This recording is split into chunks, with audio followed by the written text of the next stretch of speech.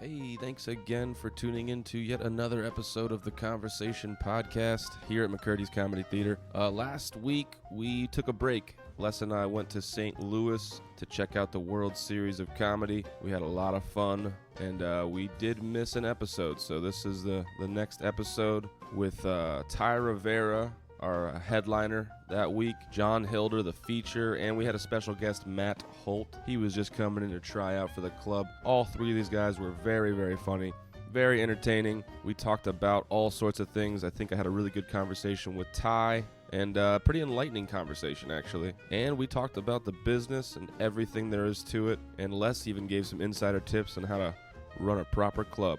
Hope you guys enjoy this one. I know I did.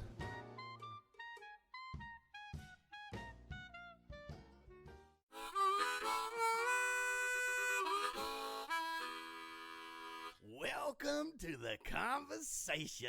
Okay, bang. All right. We're up. Hey, yep. Hey, Les Mccurdy here.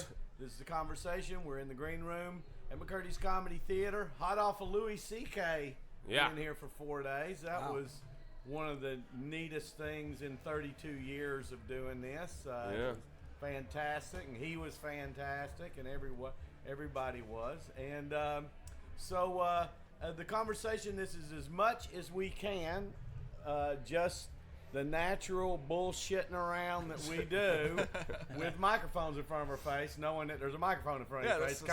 Kind of takes away the spontaneity, but That's how I talk to my friends all the time. We just have mics in front of our faces. that's right. Yeah. And speaking right there is John Hilder. Hilder, yes. John Hilder, who will be featuring this week with Ty Rivera, who always likes to show up fashionably late to Yeah. everything. And Matt Holt, right? Yes, And absolutely. Matt is doing a guest set with us tonight, Happy to dropping be in. And Mike Stevens, our producer. Hey. Hello. How So we there you go. Now you know the voices, and now we just start bullshitting around. Perfect. You know, so, yeah, you were asking about the time out there, so, Yeah. yeah. No, I'm Yeah. glad. Like, clubs should have that clock. It makes life so much easier. You know, somebody told me there is one other club now that has done that. Yeah. That has put that, and for listeners, Copycats. we just put if you don't know this, every club has some sort of notification process that the comic's time is up or close to up, and it's usually a light from somewhere, Sure. or a position somewhere, Right. And every club has it. That's a comedy thing, man. Time is really important. Even in open comedy. mics have a guy with a flashlight in the back. That's right. Yeah. That's right. And so, on our open mic, we have a flashlight. Then how close are you standing to them, Mike? Like 4 feet, like right there. like right in front of their face. And they still don't see it. go They over still the run. we used to have a fucking horn, and I love the horn. Yeah, I ran You on mic know, for 10 years. And it's, Yeah. I run a Makes show in stuff. Vegas where we have a countdown clock from 10 minutes, and if it hits 0, literally buzzers go off, red lights flash. how it should be. You It's great. can't- Yeah. How it should be. It's great. It Yeah. really is, you know. And so anyway, we've got a 42-inch flat screen up in the ceiling in front of the. That's Well, awesome. You can't miss this son of a bitch. It's right up there in the ceiling, so the audience can't see it, but the comics can see it. But what I like that, and that was a total act. We put that up there because we have the two 70-inch flat screens on either side of the stage for any video presentations you might want to put up there. Yeah. And especially if someone was utilizing the theater for other things to do a PowerPoint. Yeah. I thought, well, how nice for you as a presenter when the presentation is behind you to be able to see it in front of you For sure. without it being obtrusive to the audience. Usually Yeah. somebody has to bring their laptop on stage, Yeah. which I think looks a little funky. Yeah. And so we put it up there for that purpose and Great. that purpose only. And the guy who was doing sound back then, he came to me one day and he was like, "Hey, would you like a clock on there?" I said, "You can do that?" And he goes, "Yeah, we can put anything, whatever you want." I go, "Yeah, put the clock up there." And so he puts the clock, just the actual time, but then puts a counter on it. Yeah. So, and that's what I love is amazing. that he starts the counter when you walk on stage, Yeah. and I just Yeah. love the fact, especially when you're trying new stuff or improvising, it's easy to get off track of Yeah. time, and to look up and see, oh, I've been up here for 10, 12 minutes or whatever. Yeah. Which I don't know about you guys, but it allows me to go, oh, I can go ahead and do helps that a bit. ton, Sure. yeah. I wasn't sure if I had time. Yeah, you know how long your bits are. You know that I can fit that in. Right. And if you're sitting there staring at your watch, which that could be off-putting to the crowd if you constantly look at your watch trying to see how much time you have. So that Totally helps, too. think Yeah, so. I gotta get the fuck out of here. I think that from we know why, but from an audience point of view, they don't know. It does look weird. Yeah. It's like it's like you want to get off. Yeah, you'd stage. rather be anywhere but and there. they don't realize. Right. That you you're know, just like, the I don't deal. want to get off yet. Am I done? Yeah. I mean, so it'd be better to put a clock on the floor. Yeah, that's a good Yeah. point. You know, which I've done. My Yeah, favorite. I've seen that too. Yeah. My favorite was Mike McCarthy. He was headlining here, and the Patriots were playing, and he was like, "Hey, fuck the clock. You put the game up on the screen," and like Kevin was like, I probably could, but I think that's a terrible idea. He would just be like, "Fuck," like, in the middle of your bits and everything. So, but I was like, that's a good idea. Yeah. For a minute. Fucking NFL football game. We did something like that. Could list, I've done like, clubs where they scores have up. a stoplight. And Yeah. That's kind of a cool thing. Yeah. Yeah. It turns yellow and then red. Yeah. I was working with Rick D'Elia from Boston, and the first time the Red Sox won the World Series, he told me, don't bring me up until I tell you that the game's over. But it just went forever. I'm like, they're not going to let me do this all night. So I finally had to bring him up, and right when I bring him up, David Ortiz hits a walk-off home run, and he just wanted to murder me. I was like, sorry, man, it's not my job to say when. That's right. That's right. I would say, as the club owner, I would not be too pleased about that at all. Hey, Ty Rivera. Ty Rivera in the just house. walked in. Yeah, that you can. It's fine. Ty Rivera just walked in. This is our little podcast, which is just bullshitting. There's no, Yeah, bullshit is your feature not waking you up. I tried. That's fucking bullshit. called, How do you not beat the fucking door? I mean, like, I drove 2 I did hours beat the round door. trip to pick your ass up I yesterday. was beating the door. How the You fuck? are a sound sleeper, my friend. I was pounding the door. I was calling you. He was afraid to go into the bedroom. Believe Ty. me, that I was. didn't know what was going He on. wouldn't go in. He said, "I'm staying on this side of the fucking door." I was That's ready. it. I was ready to run back down there and beat the door down. Yeah, that doesn't make sense to me. You saw how many times I called you, and I was pounding on the door too. Well, you made it fine. It's an older audience out there tonight. Not that that's unusual That's about for us.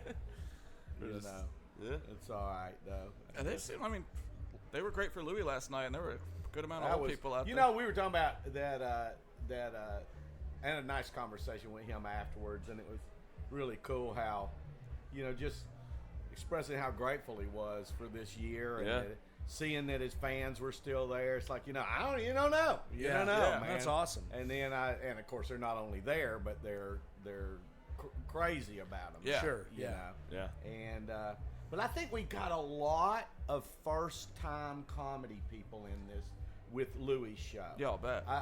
We were and how we kind of spotted it was that a lot of not super young, but 30-ish. Sure. Maybe kind of crowd that prepared themselves, looked as if they prepared themselves to come see Louis, like you would prepare for a rock and roll concert. Okay. Yeah. Like, let's start 4 hours before the show. Pre-gaming. Get raging fucked Oh up. yeah. And go to the see Louis, man. Yeah. And Let's rage. Let's rage. and we're too drunk to really enjoy the show. So did you have problems with the crowd though? Were they? Not. Okay. I mean, we kind of like normal. I mean, when you run, when you run that many people Sure. through, I mean, I think we probably kicked out 2 or 3. 2 to 4 people Okay. Yeah. a night out of 2 Yeah. shows, was which it is was it phones or just people not shutting up? People just not not shutting up. Yeah. The phone Just thing was loud. excellent. People Yeah. were actually focusing and watching the fucking Yeah, show. I love that. Yeah, I would've see that thought? getting better. Phones Yeah. aren't as bad today as they were even 2 years ago. Yeah. well, he They makes locked you back. him up. Yeah. Oh, good. Yeah, you have to. Yeah. He hired a security company that came in and you bagged the phones. Yeah, Comedy Works in Denver does that. Oh, yeah, too. that's what Ty was saying. Yeah. That's great. Yeah, it's amazing. I mean, that's the first time we've done it here. I don't know what the cost of it is. If it was negligible, negligible really, like valet parking, Sure. I would do it. In the beginning, there was a company that did it just as a sponsorship. Oh, okay. And I'm sure that doesn't happen anymore because it's more well, widely it known. should, Matt. I agree. Hey, look. I'll Some get on the upstart phone. zipper company needs to. Yeah. Right. Well, I mean, a couple of years ago when it started really becoming an issue, I did hear some rhetoric from some comedy clubs that said, we've just given up on it. And I went, that's fucked up. Yeah, that's Then you don't give a shit Right. about the art form. You're just selling booze. Yeah. And throwing people to the lines, really. I mean, Well, as far as that people goes. stop coming. It's easy. Yeah. I mean, it's like that's like your teenager has wrecked your car twice. Right. And you keep giving them the fucking keys. It's pretty easy. He can't afford a car. Right. It's like, fuck you. So But- do you notice with your crowd, because you said your crowds are older sometimes? Yeah. Are they They're older all the time, all the man. time? Yeah. Well, yeah. They're great. They're wonderful. They're I haven't great been to crowd. Sarasota in 29 years. I was just thinking that okay. today. So do they demand more clean content? No. Or, No. That's awesome. Not See, at there's all. there's a club that I used to work at, and they insisted that we be squeaky clean because their audience was older. Was that down in Port Charlotte? Yep. Yeah, it's Vasani's. Vasani's. And it's like, it makes no sense. But the goofy is Vasani's has done that, but then they'll turn, and I mean, God rest his soul, but they'll turn around and book Ralphie May. Right. And I'm like, well, He's a tough how cat the now. fuck does that work? And I talked to or audience acts like that. Right. I I talked to audience members afterwards that were in their 70s and 80s, and they're like, "Yeah, you're holding back, aren't you?" I'm like, "Yeah, it was." yeah. I mean, they came up on Buddy Hackett and Red Fox and all that, so they don't give a shit about language. Well, the thing about it is, I've found this to be so true, and it's just the way the human species is, how we just are. You can take the same crowd, and if you don't prepare them for something that's going to be kind of outrageous, they can be put off. Sure. Same crowd, same show, everything the same, but you prepare them for it. They're fine with it. Yeah.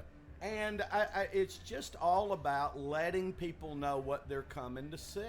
I mean, that's it. And yeah, my grandmother, first time she came and saw my show years and years and years ago, and she came to a fucking Friday late show. Friday late show. And I was like, Grandma, come on, man. Don't judge me Mama on this. Ruth. And she goes, son, we've been doing it longer than you've been saying it. Exactly. What do you think we've been doing? Exactly. It's just their generation didn't express profanity and things like that in open society because it was just, you just didn't do it. Yeah, Just yeah. the way society was, and compared to now, they were still saying it. They were still doing it. Yeah. They just were. There was just an appropriateness that was different. But not these crowds. I mean, they've seen everything, and Yeah. you know what? If it's pro and it's good, I mean, Ty, I think you're as good an example of that as anybody, because I've said this openly. When we saw you at the you won World that Series of Las Comedy. Vegas World Series of Comedy, and you won. And Pam and I sat there and go, we love this guy. I don't know if our audiences will. I don't know if his style of comedy is Sure. going to go over there. I don't know. But we were like, we're going to try it. That's Let's awesome. see. Let's see. And what was this, your fourth or fifth time back here? Or something? Yeah, probably my 5th time here. I was going to say, yeah, absolutely. great. And in kind of a sense, if you watch Ty perform in Las Vegas or somewhere and go, there's the guy for Sarasota, Florida, right there. Nah, probably not. Right. Probably not. Yeah. But no, these crowds respect if you're a really good professional. They can tell.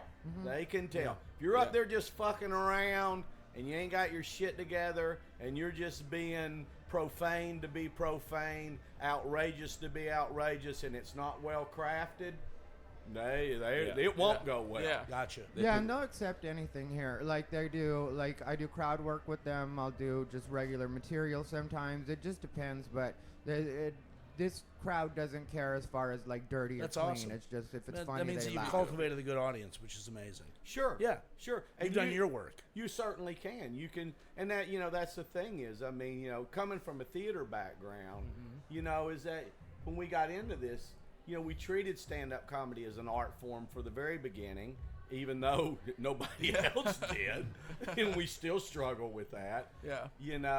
And we know that you do have to train your audience. You do. The audience does. There's no way for them to automatically be sophisticated to what this is. Yeah. And over a period of time, you do. Yeah.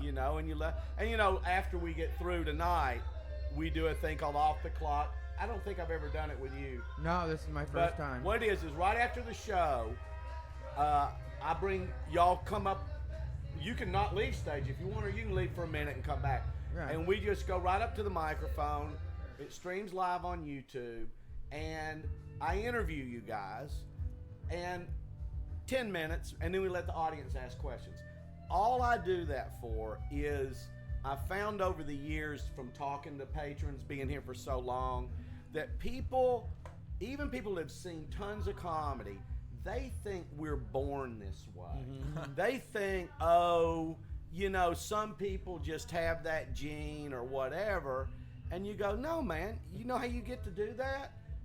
Work. Yeah, you develop it. Really work hard for a long time. Yeah. And so in this conversation, the questions I ask basically just tell us how you tell us your history, how you grew up, what your family was like, just so people understand that comics come from all walks of life, from all different kinds of backgrounds, have different hobbies, have different interests, and all this stuff. So that what I want to get across to people is, if you really, really want to be a comedian, well, you can.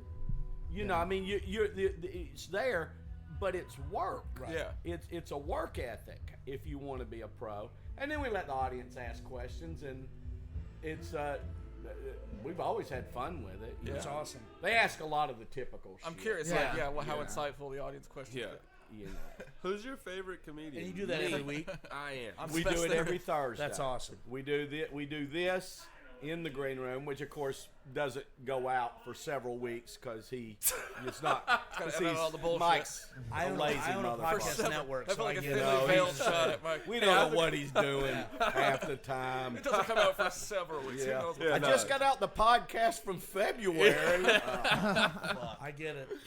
I produce them too, man. I know. Do you actually edit them, or what takes you? I a clean long them up. time? I clean them up. Yeah. No, I've been getting them out. Like this one will come out Sunday. We really don't Okay. edit them at all. Because some of these are 15 minutes Yeah. or 20 minutes because that's all. We got this little part and then just conversation. Everybody wanted to go watch the show because really we want you to do what you normally do. Uh-huh. You know what I mean? We don't want you to be trapped into this. If you go, hey man, I got to go prepare for my Yeah. show. I want to go watch the comics, see what he's. You do what you do. Got it. So some of these are 50, and then some of them are an hour. Some were was like 3 hours, and I was like, holy shit. I gotta listen was all I? the way through. What the fuck? Yeah, we just kept talking. It was Kept when your going. friends were in town that one time. Oh, and then they maybe. came back in the back of the green room, and then we're so like, the only editing is if you guys say, Okay. I want that edited out. Yeah. If y'all just comfortably got in a role and said something that you go, I don't want that to fuck out there. Right. Then you're we're the not going to put opener it out tonight? there. What's that? You're the opener this weekend? or- No, I'm just doing a guest set tonight. Oh, okay. Yeah. yeah. Are you opening the show? Yes. Oh, okay. All right. Yes, I am. I'll do that. Right now. So, what I say, like 7 to 10, you said. right in there. Yeah. And so I'll do about 10, 15, Okay. 20. Perfect. And whatever we do. Okay. Whatever you No, do. you usually stay around 45, 50. Yeah. I think. Yeah. Yeah. All right. Which that's whatever. I tell you what, since we're doing the interview at the end, are you okay with keeping it to 40, 45? Yeah, that's fine. Is that all right? Yeah. Okay. Because, I mean, I could tell him. You can cut me. I don't. Fuck me, dude. I did a bad job waking him up. You can cut my time. Yeah, you're already in trouble. I'm already in the doghouse. I sense that. What do you guys want? Okay. The big fat chair.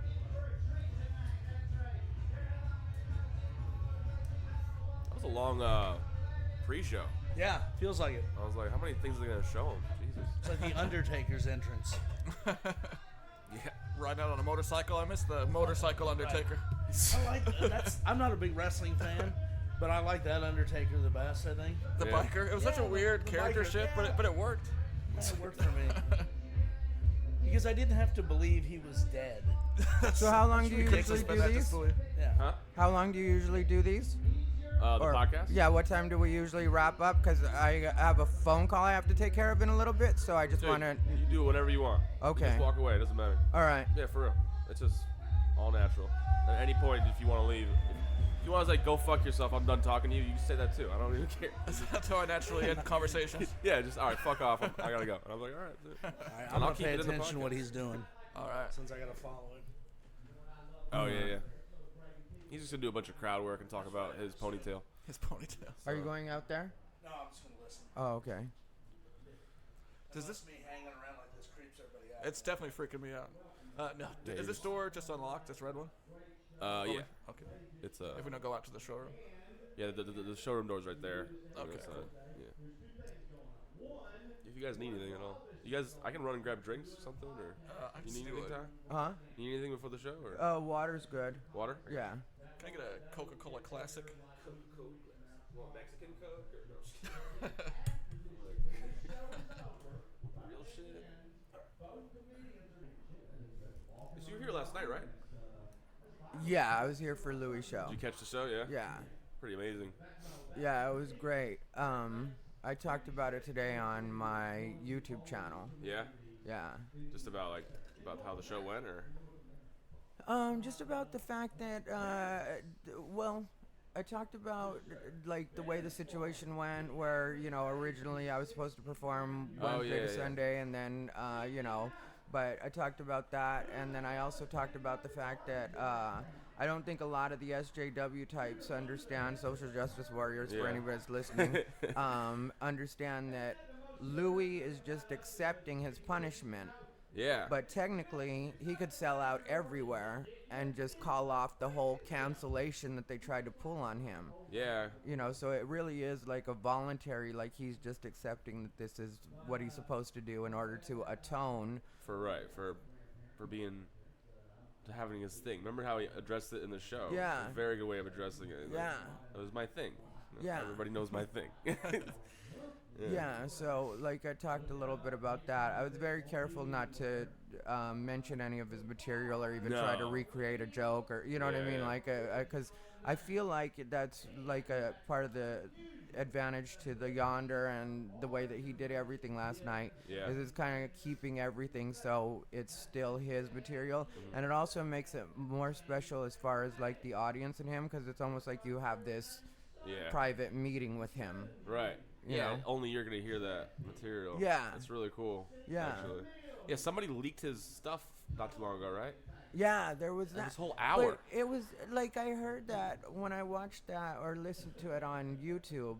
I listened to the whole thing because they were like Louis C.K. bombs, and it was like it was an amazing fucking set, and the person that was recording couldn't stop laughing, so you kept Oh my hearing God. them laughing, and it was just like where is that bombing to you, and in whose world is that bombing?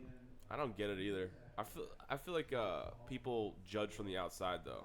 Like if they were there, they would know that's not a bomb set at all. You know what I mean? But even if you listen to the recording, it's not bombing. It's like there's certain things that you can say. Like you can say maybe you didn't like the material, maybe you didn't think it was appropriate, and that's fine. That's an opinion. That's an But as opinion. far as bombing, there's what bombing is, and there's what bombing isn't. If the whole audience is laughing, It's not bombing. that's not bombing. That's a good So point. stop lying in the Yeah. media because you wanted it to be a certain way, because Right, you're right. upset that it didn't turn out the way that you hoped it would, Yeah. because you don't think he deserves to be able to make people laugh.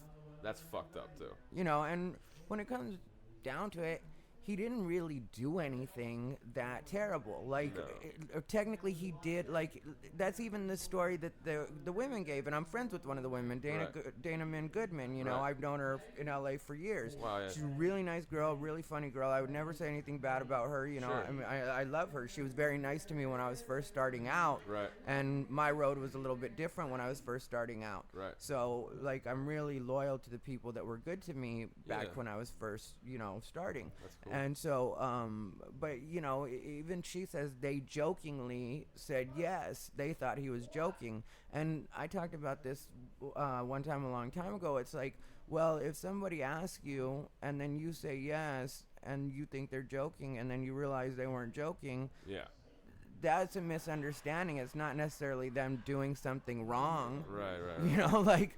Yeah. It's not even harassment, really, almost. It's like, I don't know. It's almost like it's just hard to define. It really is a misunderstanding at that point, you know, and it's a misunderstanding that involves a sexual situation, so that complicates it a bit more. Right. But it's still a misunderstanding, you know? Exactly. And what's weird to me is, like, what does he have to do? Like, is there a pathway to redemption in some of these people's eyes that are blaming him for all this stuff?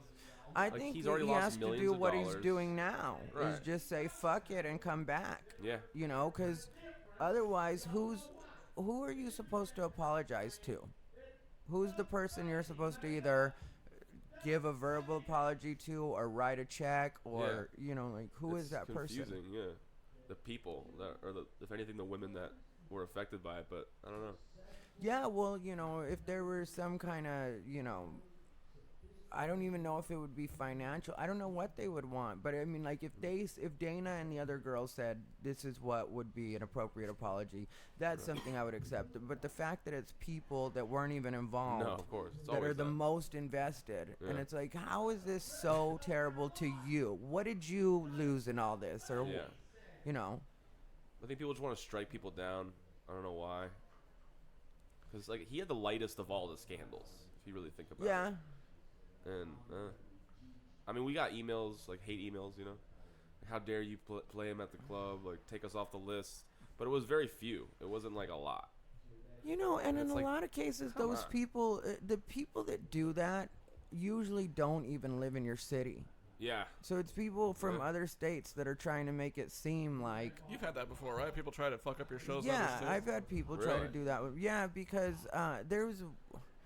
because one person said that I hate white women, which, as far as I know, you're allowed to hate white women. I don't, but I'm allowed to. You know, like, it's not like white people have had the best history in this country. You know, I don't owe them to like them. So you're like, she's kind of right. I'm brown and I'm gay. If I want to, I can hate them. You know? That's the funniest. You try having these bitches ask you for makeovers all the time. God.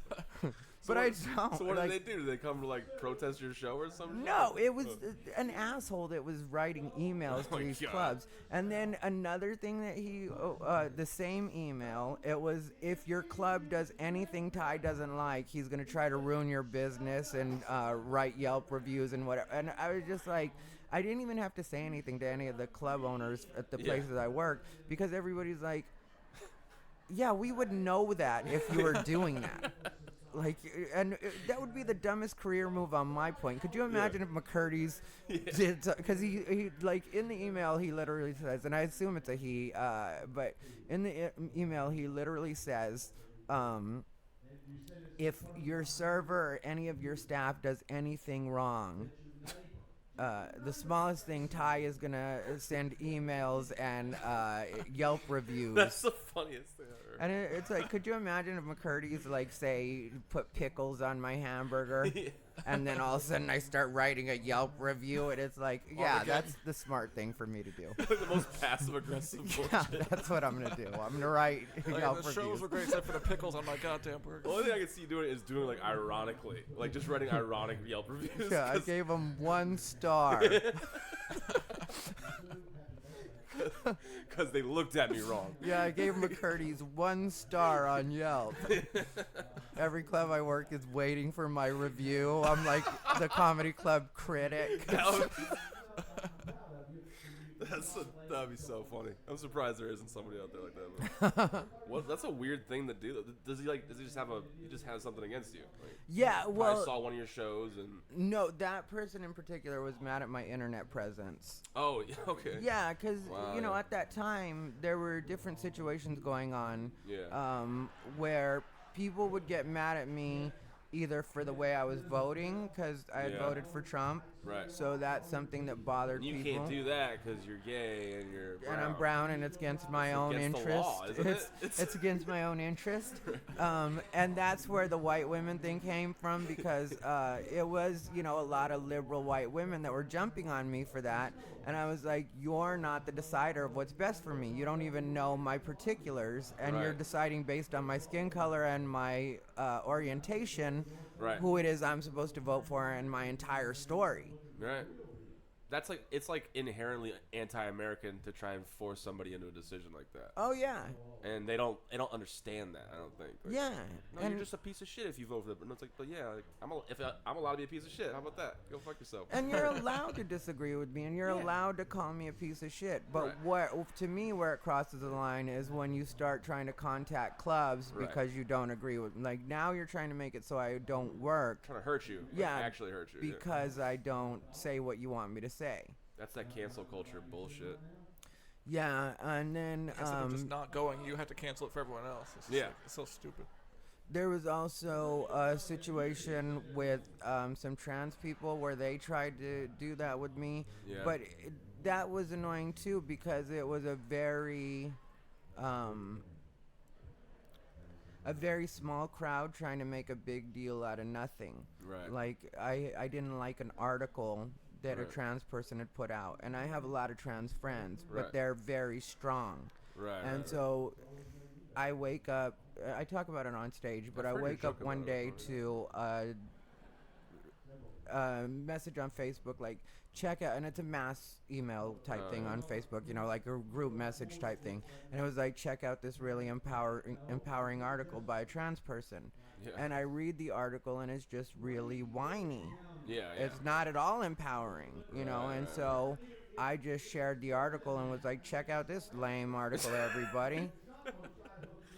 And so then this straight woman tries to make a big deal with me about it and is calling me transphobic. Because she's an ally and she has to stick up for these people. Yeah, and that was what was annoying to me too, like, because she was identifying as an ally, and I was like, your job as an ally is to support the community. Your job isn't to get in the middle and tell an LGBT person how they're supposed to feel about their own community. Right, exactly. And she was like, I can't believe, because it turned out it was Trans Day of Remembrance, and she was just like, I can't believe you would do this on Trans Day of Trans Day of Remembrance. And I was just like, I don't know if you know this, but in the community, Trans Day of Remembrance is a new thing. Yeah, so exactly. you're trying to push this like a thing pirate on day. me and make it seem like it's a sacred day. Yeah. But it's a new day that somebody just picked out of nowhere. Yeah, and I haven't marked it in my calendar, motherfucker. Yeah, it's not like every year we have Trans Day of Remembrance. Like now. Never forget. Like, yeah. No, and now it's becoming a bit more like that. But really, the activists have hurt what's going on with the LGBT community in that way, because if you notice, people are becoming unsympathetic again because it's become such a whiny situation. And they're alienating people too. Yeah, and that's why you see like less support now. For a minute, a lot of people were jumping on the train and like supporting, and then now people are a bit more like, I'm not trying to support something that's going to try to tear me down. Right. Right, and people get so angry. Holy shit. So angry. Yeah. I understand though. I think it's just the irrational thinking. It's always like one person, the loudest person in the room. It's always the loudest and the dumbest that speak for each group, though, and that's what's frustrating about it. Very frustrating. Because you can't have like a reasonable or logical debate or discourse with these kind of people. Like, they're just gonna spew. Be fucking. Hey, good luck, man. Go get him, buddy. Matt's about to go up right now. Yeah. I think I met one of your friends. I don't know, Irina Skaya. Do you know Irina at all? I love her. Yeah, she just moved into the area. I think I was trying to get her on the podcast actually, but I think she was. Yeah, busy. she said she was gonna be working. I really do like her. I don't know her. Okay. You know, like we know each other from online. Oh, okay. But I really like that she has, because for me, I don't care about anybody's politics or anything like that. I just like when people have strong personalities and they're willing to actually go to bat for the things they say, and they're not just going with what they're told they're supposed to do. Not pandering and like. Yeah. Yeah. Yeah, and she has very strong opinions, and she runs yeah. them down on social media. Like, when people come after her, she is willing to just bam, bam. She'll hit them with a bunch of facts. That's another thing I like, people that know their shit, and they're like, okay, we're going to do this. Here you go. Yeah. Those are the ones that are scary to get in the arena with, too. It'll shut you down, you know? Yeah, it's one of the reasons that people on social media get mad at me. Like, now I do less and less debating on social media. Right. But I'll send you everything you need to see, and I'll make you look stupid. Whether you agree with me or not, you're going to look stupid if you fuck with me on social media. I can tell you have one of those skill sets. I've seen people try to fuck with you in the audience, and it's like, it never goes well at all. I'm like, oh, don't do it. Yeah. Don't do it. You don't know who you're going. You're with the Jedi Master, motherfucker. Careful. Yeah, well, with them, I always know that they're... I'm going to go watch Matt. Okay. Drop the mic. With them, I always know that they're not used to public speaking. Right. So it's like, I'm going to win already this. have this. Yeah, I'm going to win this. Yeah, stuttering. you're already halfway nervous, so... You're way more nervous than I am when I I start just this need to conversation. exploit this. Yeah, man, it's funny. But back to that, the Yelp thing was hilarious to me because I don't even think of a comic would even do that. Like, I couldn't. Like, comics make fun of those people.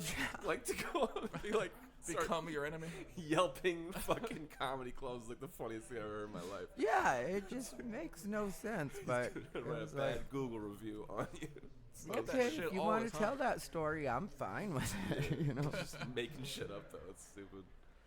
And yeah, I don't know. I like we're under fire, comics. I don't for no reason. I don't get it. Like, people take this shit. I was talking to some lady the other day.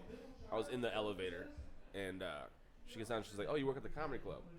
I was wearing my shirt, like my Mccurdy shirt, and I was like, "Oh yeah." I'm like, "You ever been?" She's like, "Oh no, I hate comedy." I hate And I was comedy. like, it was like, wait, what? Like, You hate you music also, and breathing yeah, and food? Like, what the exactly. fuck? I'm like, you don't laugh? And she's like, oh, I laugh. And I'm like, well then, I just didn't get it. She's like, I hate stand-up. And I was like, oh, why? And she's like, because I think that they're all just punching down and being offensive to be offensive. And they're just picking on people. They're bullies.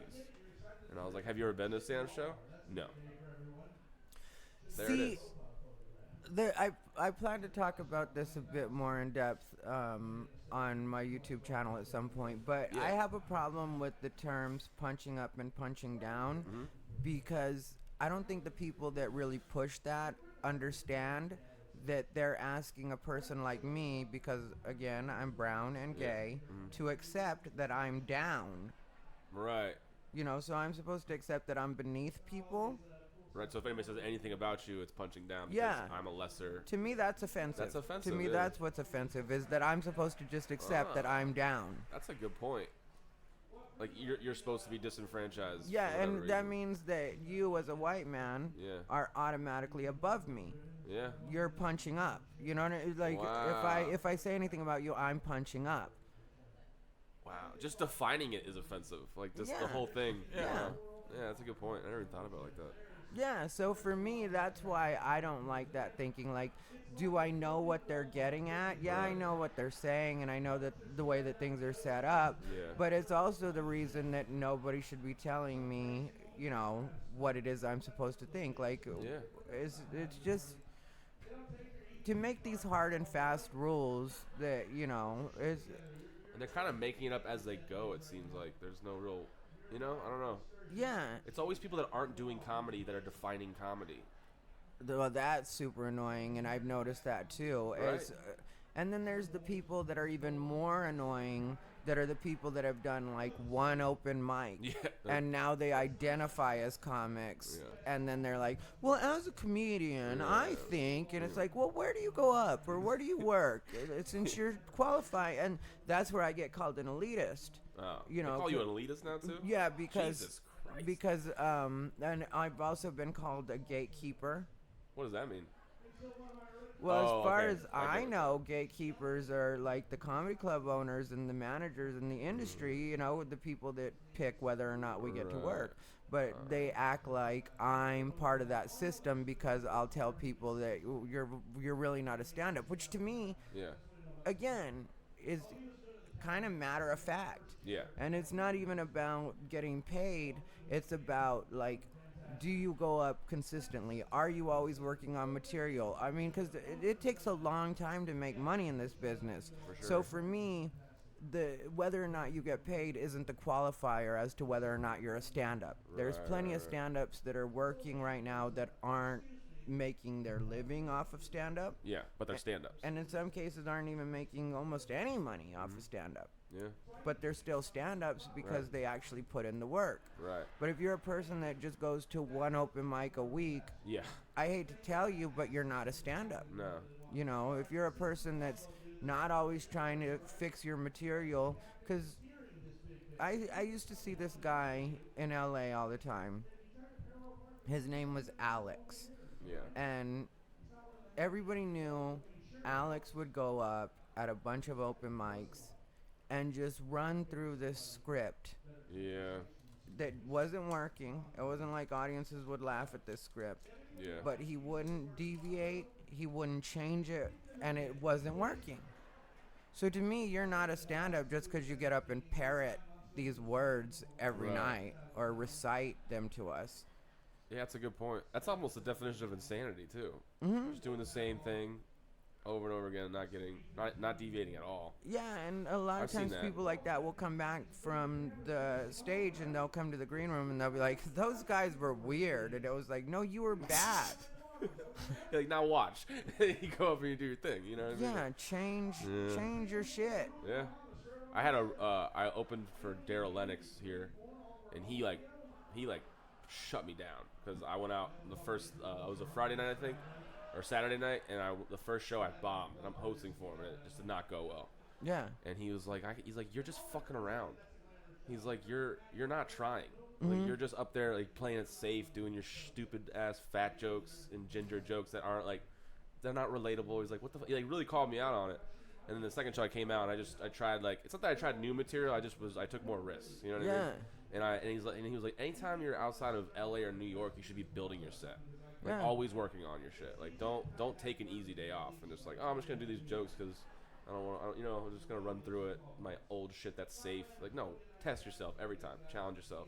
And that was like a big eye opener for me. Were you featuring or? I was just a hosting. Okay, and I just bombed. hosting. Like, it was bad. Like it was bad. And he was like, he even called me out on stage. He came out and he was like, keep it going for Chris the feature.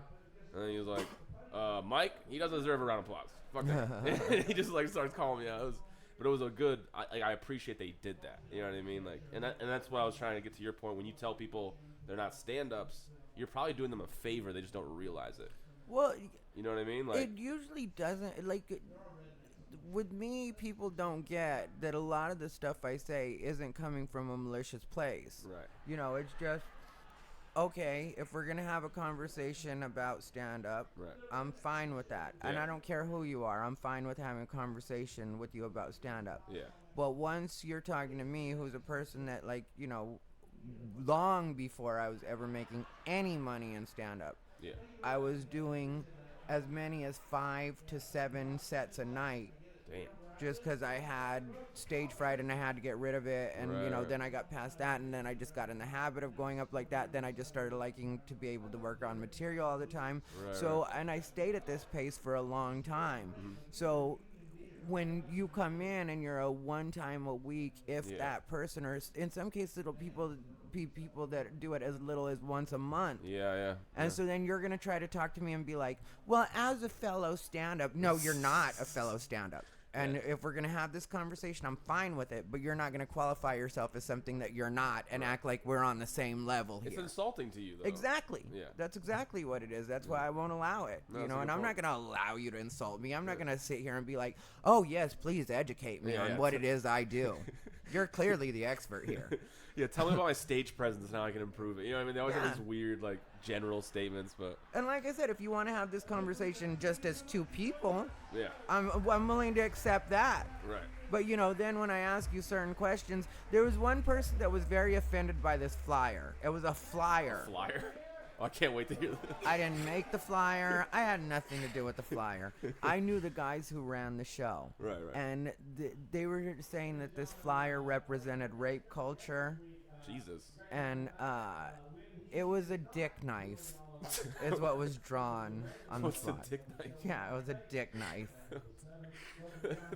And then behind it, it had the lyrics to, remember, I don't remember the exact name of the song, but it was a song, I Don't Fuck With You. Oh, yeah. Yeah. And so, you know, it's like the stupid little bitch. So that's in the... Bitch, I don't fuck with you. Yeah, that was in the background. Stupid little bitch, you know, is in the background, but it's the lyrics, part of the lyrics to that song, and then it's a dick knife, and then it has like the names of the different comics on it. It's meant to draw a reaction for sure. Yeah, Right. but it was just a stupid flyer, you know, and the guys, every week, because that's a very popular show in LA, every week the guy comes up with another way to incorporate a dick into a flyer. It's just what it is. It's just what he I does. think now he might have ran out of dick ideas, so he's doing different stuff. But that was the thing, you know, it was like he would... tried up his dick material. Like, Yeah, he ran out of dicks to draw. And so... so funny. Somebody got offended by it, though? Like, So somebody got offended by it, and then they were saying... There was this huge debate online. Jesus. And I admit, I stirred the pot on that one. Because I knew people paid attention to me, you know? And this person was making such a big deal of it. So I just shared it and was like, I know these guys. I see nothing wrong with this flyer. Right. Stop reading more into it than it is. Yeah. Like, you're welcome to feel however you want about it. But stop accusing the guys of promoting rape culture and making an... unwelcoming space for women, and you know, like, these guys have women on the show all the time. They're the most open-minded, and that's not just my opinion. It's a matter of fact. You know, these guys are very open-minded. So you know, if you want to say that it was in bad taste and maybe they should have thought it out a bit more, I can accept that. You know, if you want to have a private conversation with them, but to try to put them on blast online, to me isn't fair. And so I mentioned that. Sorry, Hilder's material is catching. But and so there was this huge back and forth, and so there was a lady that was saying that she felt uncomfortable with it. She was in New York, and I asked her, because she was saying, if I ever saw a flyer like that, I would be offended and I wouldn't feel comfortable at that place. And so I asked her, how long have you been doing stand-up? Right. And then people try to come after me and try to make it seem like I was being an asshole and I was out of line. And I was like, no, I'm asking her how long she's been doing stand-up, because when I first started doing stand-up, people would say certain things about gay and I would get offended. And then but see, when I got offended, there wasn't blogs, you know, there was, MySpace was just kind of starting, you know, so it was a whole different landscape, you know. Then when you were offended, people were like, yeah, well, fuck it, be offended. You know, like what are you going to do about it? Yeah, that's on you. Maybe you shouldn't be a fag. Yeah. You know? And I'm halfway joking, but really that was the attitude back then. You know, it was just like, okay, well, if you want to live that lifestyle, then you got to be ready for people to say certain things. Thick skin. Yeah, absolutely. Yeah.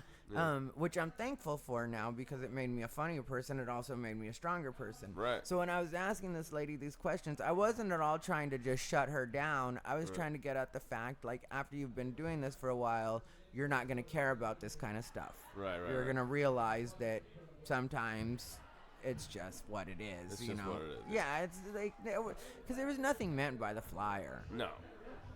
Yeah, but people just, I think people are just bored. Yeah. I really do. I think they have like nothing else to do. Like, get a hobby. Stop like, I don't know. Stop getting so crazy. And if you weren't, it's like a catch-22 situation, because if you weren't such a miserable fuck, you'd have friends in real life. Yeah, and you wouldn't be so easily offended by shit. Yeah, you know, people would like you and hang out with you if you weren't always like, well, I think we should talk about. And it's like, what? Yeah.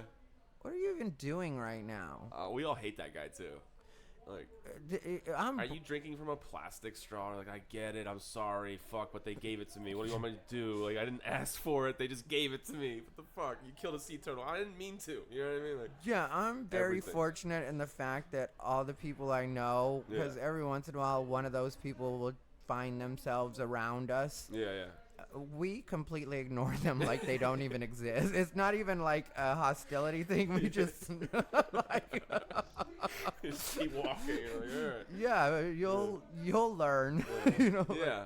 Yeah. And you're right though. It's always like people that are not happy in their own lives because misery loves company. Yeah. Like really, that statement makes sense. Like it's my biggest advice to like comics, anybody that doesn't care about like outrage culture and cancel culture, is just to 100% ignore them. Yeah, that's probably the best way, right? Yeah. If you argue with them, they win. I mean, like, and I did that for a couple of years where I would debate with people and you know, but then eventually I realized if I just completely ignore them and don't listen to their rules or what it is they think we're supposed to do, then what power do they have? Yeah, almost like they're not even there. Yeah, well, that's exactly the way I treat them. That's probably infuriating for them. Oh, yeah, it's very. But then if nobody else is listening to them either, because one thing that people have realized with me is that I'm not going to stop doing what I'm doing. No. So people have given up on like trying to cancel me or whatever. They're change your mind almost because it's just not gonna happen. Nah. So people have left me alone. So the infuriated person will go try to rally a crowd, and the rest of even the people on the other side are like, well, we've already given up on him anyway, so we're not gonna listen to you. What are we gonna do, go make ourselves look stupid arguing with him again? Yeah, exactly. Because that's what happened with everybody that ran against me, is I just fucking blew him up. Yeah, it was just like, all right, well, this is a way to make you look stupid. Right. Oh, you're very articulate, and you have like you just like I'm afraid to argue with you. Like I would, you know what I mean? I am. And I'm not a great arguer, but like I just like I'm not. No, yeah, I got you.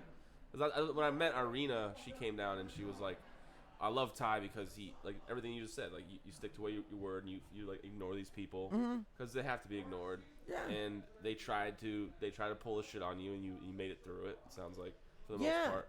And see what people notice with me, if they're really paying attention, is I'm 100% fine to debate you and not make you look stupid or like do that kind of thing. Have a civil conversation with people. We'll have a good conversation. Right.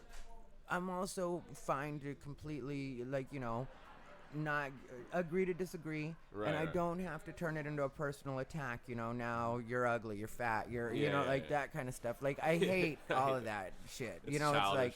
Yeah, are we having a conversation or not? Yeah, exactly. Like, let's have an actual conversation if that's what we're going to do. So I won't take it there. And so it's like, all the stuff that people would usually accuse you of, I'm not a fan of, like the kind of bad parts of it. So it's like, well, if you just treat me with respect, we can have a debate. Yeah. And we can even, at the end, just be like, all right, well, agree to disagree. Yeah. You live in your world your way, and I live in my world my way, and both can be right. Yeah, we can still walk down the same street. Yeah. It's going to be the same. Yeah. Yeah, there doesn't have to be a wrong and a right. That's the hardest thing I think that people don't get about discourse is that you have to have respect if you're going to get anywhere with your opponent. Am I right? Like, you can't. No, you're not right. No, am I right? You're seldom right. You're proving my point. Let's hear this one. You're proving my point. You're seldom right. You're proving my point that you're right. Walking right in my point. You have to have like some form of disrespect or respect for your opponent if you're gonna like figure anything out, right? Like. Oh, absolutely. Anytime. You know, it was one of the greatest, and I don't know if it has anything to do with you because I just walked in. What you're talking about?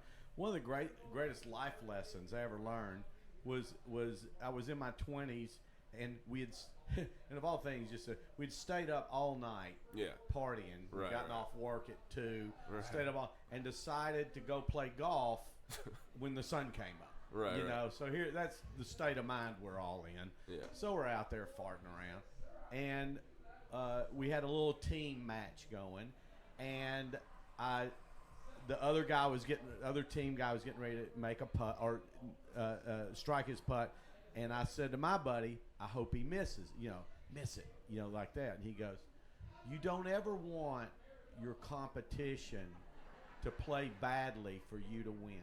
Mm-hmm. Yeah. He goes, you always want your competition to be on the top of their game, and then you beat them. Absolutely. You know what I mean? Absolutely. And I was like, man, I have not been doing that. I've totally been going at it the other way. I have really been hoping everybody would fuck up more than I fucked up. You're talking to their backswing and shit. You're sabotaging them. Yeah. How much longer does he have? Let me peek and see. Because I want to smoke a cigarette. Yeah, man, get out of here. How'd Matt do? Matt did very well. Really? Very Okay. well. Solid. Nice. Solid. I think if I remember correctly, he's like he knows Norm Stoltz and John DeCross, a bunch of those cruise ship guys. Oh yeah. He's a cruise ship guy. Oh, cool. And so and he did some cruise ship material. Okay. Stuff about that, and he did some. I think so. It was comparing the lower end cruise ships to a floating Walmart. Yeah. I love when you go. You know you're on a low end cruise when you look off the back and there's dirty diapers just floating. But anyway, he did good. So that was good. He's down here playing somewhere. So yeah, that was great. I mean, he was obviously he could easy middle here. Oh really? I mean, wow. I wouldn't even question that. Oh wow, cool. He probably could headline. I mean, but wow. I think he is a headliner. I haven't really looked at all of his stuff, but he could definitely middle. Nice. And next year, the way I'm booking next year, or at least the way stuff is falling out, I've just got between January and the end of April. Well, actually, between January and the end of June, I've already got, I think, let's think, 1, 2, 3, 4, Good job 5, with 6, this. 7, 8. Let's tell me, dude. I think I've got about 10 or 12 weeks where we've got celebrity acts on the weekends. Really? Oh, Yes. so you gotta put the On the Friday, Saturday, or the Friday, Saturday, Sunday. Those Wednesday, And a Thursdays. lot of them are just Friday, Saturday. right. And so, of course, obviously when we have that, we generally use Local. the Florida comics Sure, to yeah. fill in on the Wednesday, Thursdays. But we've got so many of them. Right. I'm afraid I'm going to burn that out. Yeah. So I told Bronwyn, I said, I think we need to start thinking about what headliners can we bring in here that will headline Wednesday, Thursday, Sunday, middle Friday and Saturday with the celebrity on those weeks where the celebrity will allow you to put that person Sure, in yeah, there when they're not Sure. bringing their when own. they're not bringing their own. Oh, yeah. And and so that we just don't get redundant with the Florida comics. If you let if you have a celebrity that's bringing a middle, if you let the split week know enough in advance, there's enough Friday, Saturday stuff in Florida Yeah. that you could even get a traveling comic to cover. Well, that's true. That's Yeah. true. I didn't think about that, of contacting the Yeah, but clubs like Snappers up there, You got and Gregory's and Cocoa Beach and all and that. just see who they're bringing in Yeah. on those weeks, and go, hey, I can fill in your Yeah. Wednesday. That's or just Thank leave you, it Matt. to just leave it to the comic. that's to why do you're it. here tonight. I mean, To if you help just me. If you just say if someone says to me, I'm going to give you a split week, but you got Friday and Saturday off, I'll find a Friday, Saturday. I mean, that's Right. That's just what we do, Right. Yeah. Yeah, sure. Yeah. But you try to. But yeah, I mean, we're getting more of that. I mean, when we moved to this location 5 years ago, which is you can't have a better location. It's amazing. No. Where we are. I'd always booked my celebrities for years in this market, one a month, maybe every 5 or 6 weeks. Yeah. And I found that was about what the in my mind, that's what the market can bear. Sure. That works. Now, after the second year in this location, I went. I can book it like an improv. Well, I can have a celebrity every weekend. Yeah. And, well, the way and that they'll support it. Yeah. The way that people are consuming comedy now, like as for a club owner, for a while you had to be careful, because if you make too many special events, then you train your audience to come to special events, and then they don't come see the up and comer. Now, the way they're consuming it, you can put a celebrity all the time. And the thing about it is, for us, and any comedy club that says different, I don't believe them. When the act is not a celebrity, and I mean a fucking name, 70% of our crowd is in here off of our customer reward. That's awesome. It's what everybody. Are you guys discussing me right now? Yes. When we said not a celebrity. Exactly. That's what I'm saying. I came in and I was like, seem to be making like an extreme point of it. how am I getting attacked? Like, what? I get it. This is your audience. Jeez. I'm trying to do my best. I wish I was further too. I'm on YouTube. I'm doing my best, you guys. Doing what you can. But a lot of people. So what we find is that when you put the celebrities in doing a 4-show weekend, maybe 5 at the most, 4 is like perfect, because they're gonna sell out. Sure. Or they're at least gonna do 85%. They're gonna do the numbers on the weekend. That keeps your ticket price valid. That keeps people buying tickets, right? Because they have to buy tickets to those shows. And then, so when you have that on the weekend, then instead of trying to pad with your customer awards and all the other ways you hustle people in, instead of having to do that for 7 shows, now you only got to do that for 3 shows. Sure. Which makes everything more valuable. It makes it easy to pack those other shows out. Right. And it's really a win-win, and it works, and it's good for the people. The customer rewards when you do it right. I mean, Florida's always been one of those places.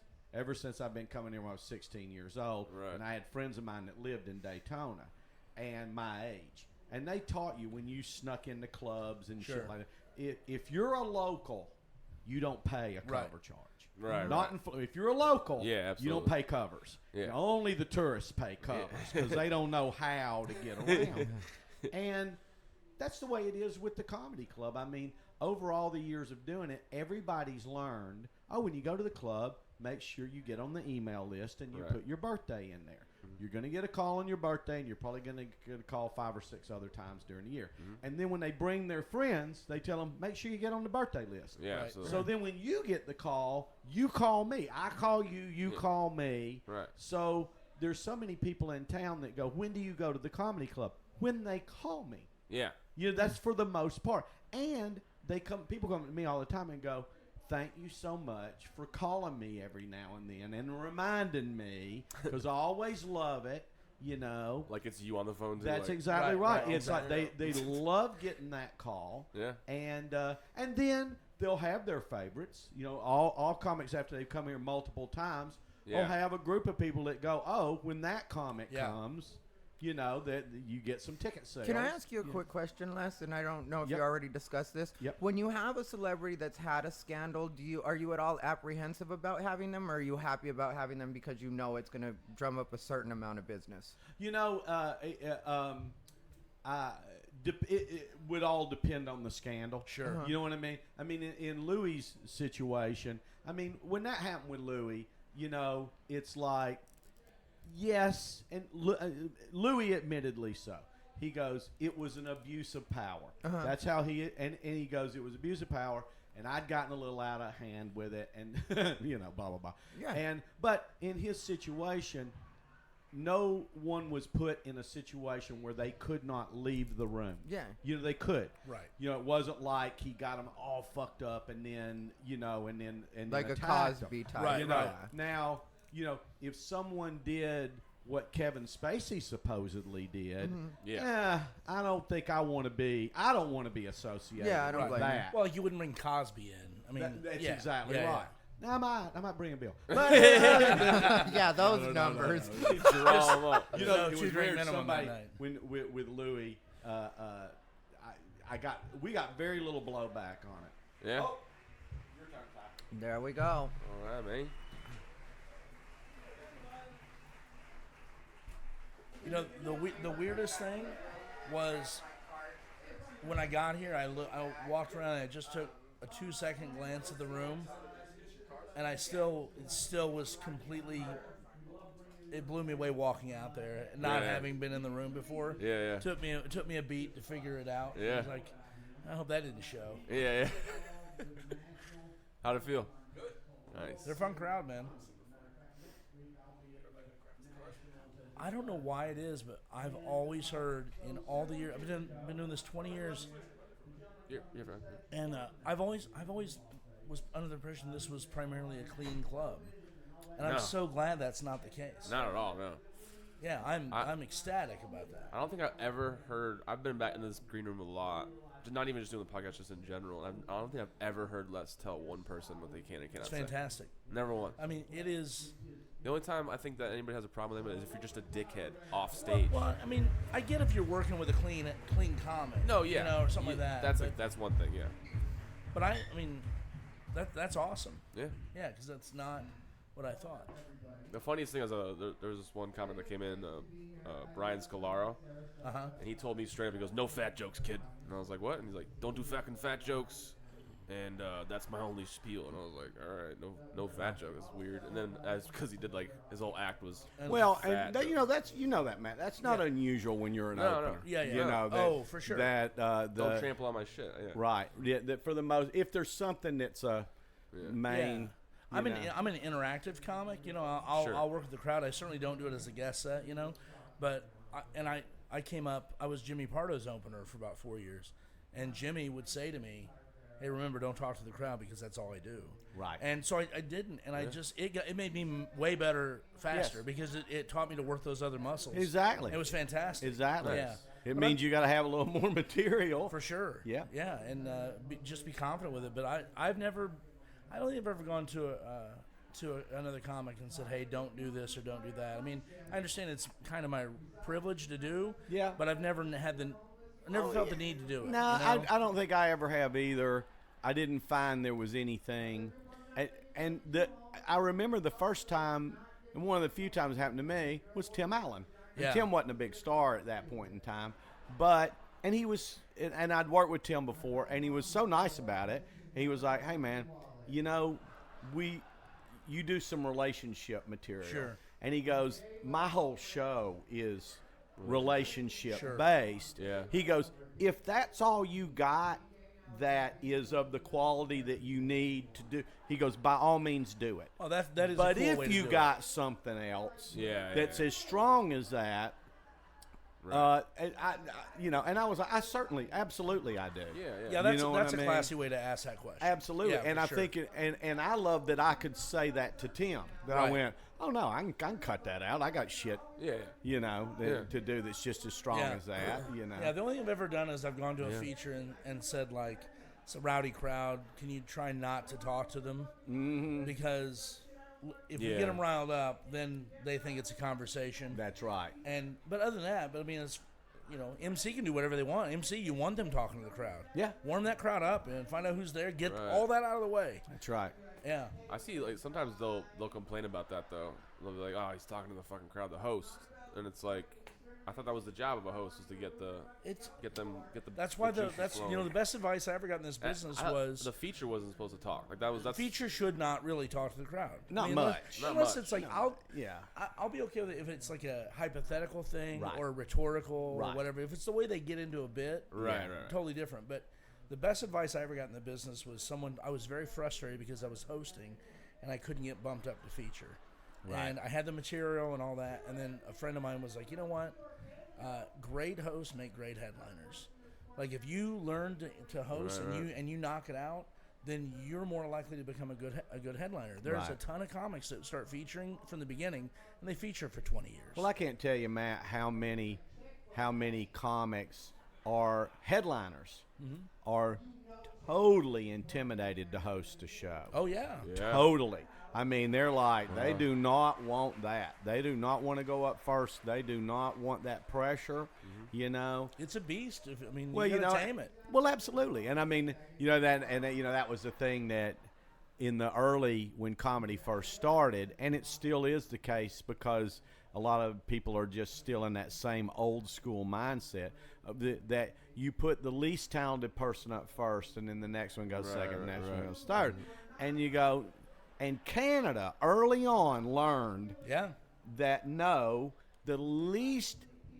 least talented, but the least experienced person goes in the middle. Put them in the middle. Because that's the easy slot. Yep, absolutely. You know, and you put the two experienced people on the bookends. Right, you know, and that's the way it should be. And like Mike's one that still he's at that beginning kind of level. Oh, yeah, for but and in most cases I would put but Mike just, and I think a lot from being around here, you uniquely had just a way about you that worked as an opener. Yeah, that's great. You know what I mean? For sure. It just, it did. It's a certain gear that someone has, and it just I think works you have well. to be charming. Yes. I think you Charming and comfortable. really have to be charming because Likability, right? That's right. Yeah. You really need to get up there and get the crowd, as we all know, not only focused but in a good mood and feeling good, and that means you have to be the type of person that they like. Right. Excited, almost. They like you. Yeah. And you have to also buy into the fact that these people, some of them are just meeting for the first time, Right, And they're putting their drink orders in and they're getting settled. Right. It's just part of it, so you can't get upset No. that these people are chatty because they just showed up. And you don't have to be hilarious. Exactly. You don't have to carry. You just have to be good, and they like you. Yeah, exactly. But I tell you, I remember when I started touring in about 83. Started touring in about 1983. And then in 1985, 86, right in there, one of my buddies and a couple other guys opened a comedy club in our hometown of Chattanooga, which is still there. And so they were one of my buddies, Ken Sons, who was a comic then too. We were a comedy team for years. He's like, look, man, just whenever you have a dead week, then you're the house MC. Yeah. He goes, you won't have any dead weeks. Yeah, that's awesome. Like you just tell me when you're not working, and you're the host. Yeah.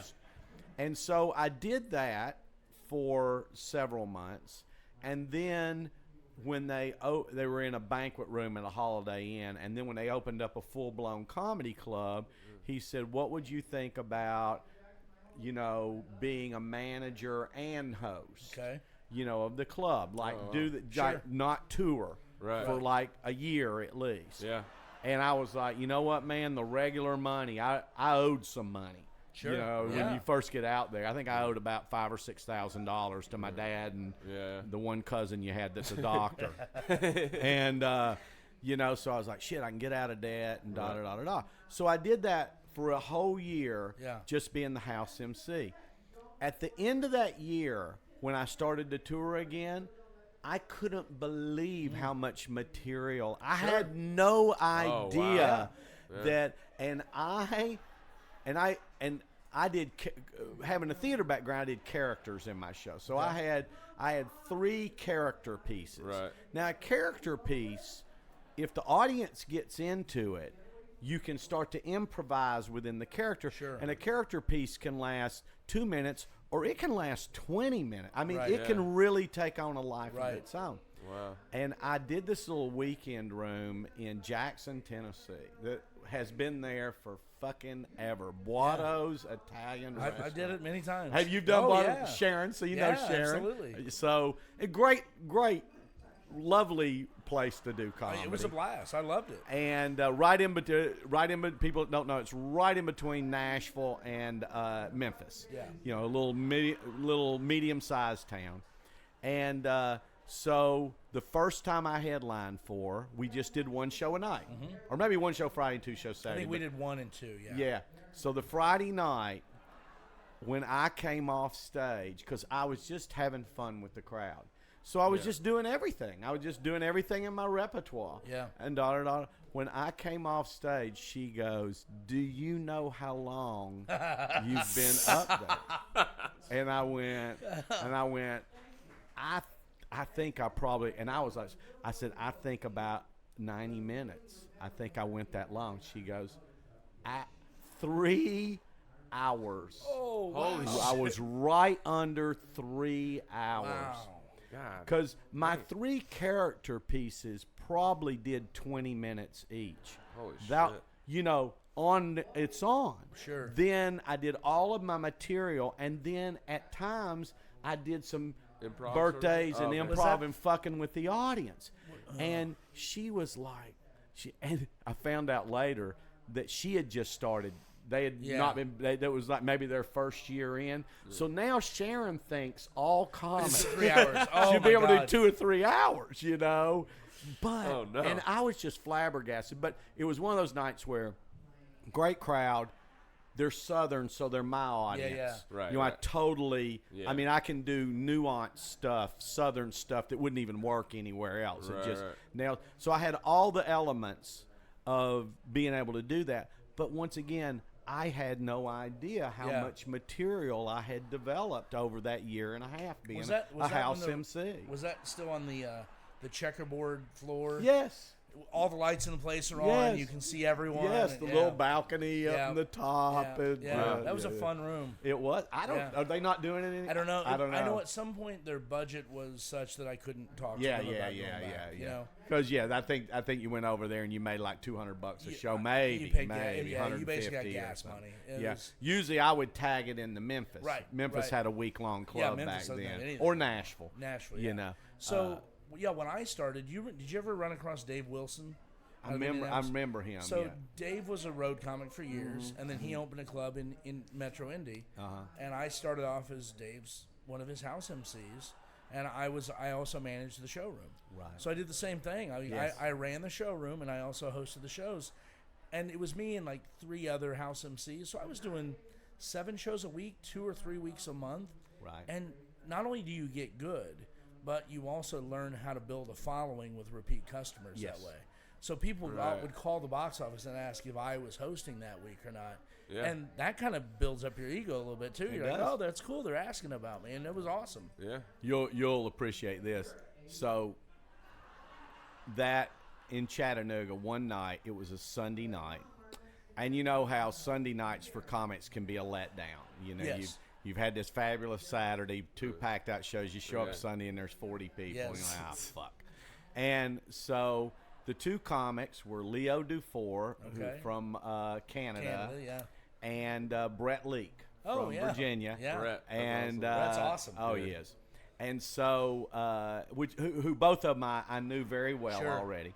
So we get in the room, and it's 40 people or something, and they're both a little like, just whatever. And I looked at the crowd, and I truly recognized every face in the crowd. I couldn't tell you their name. Sure. Yeah. But no. I recognized Yeah, every face. absolutely, I went, yes. and I told them, I said, they're all regulars. Yeah. You'll have a ball. Right. They're regulars. Right. So I got on stage and I went, hey, the guys are bummed out that it was a small crowd, but by applause, just show them how many of you guys have been here many times. Well, it's all of them, Sure. you know. And I said, hey, I got something for you. This will be fun. How many people by applause believe that they know the punchline to every one of my bits? Whole crowd applauded, whole crowd. That's awesome. I said, here's what we're going to do. I'm going to say the setup, and the first person that thinks of it, yell out the punchline. Oh, that's great. They didn't miss one. That's awesome. They got, for 15 minutes, That's they hit awesome. every Leo and Brett were laughing so hard. I was laughing. It's a great night. It was absolutely hilarious. It's amazing.